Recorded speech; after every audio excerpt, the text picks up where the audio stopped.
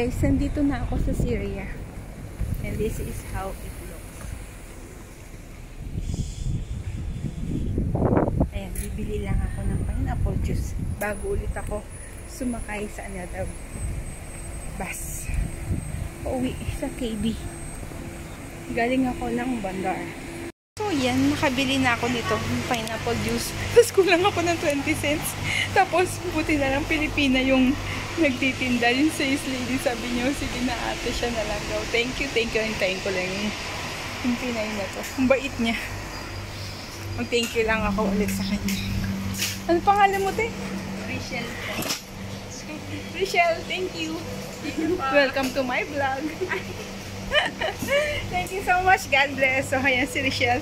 Nilibre niya ako ng 20 cents kasi $1, 20 cents to. Wala akong 20 cents. Nagkuripot.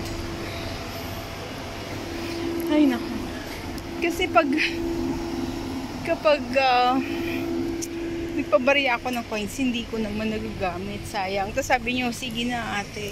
Ako na bahala. O, diba? Palibre pa ako dun sa bata. So, tingnan nyo kung gano'ng katahimik. Tapos, ang daming kalapate. Pakita ko sa inyo. Diba? Kalaan nyo sa Paris lang may kalapate. Ay, ang daming kalapate. See? See, ang daming kalapate. Yay! So, punta na ako sa bus station. Yahoo! Takot sila.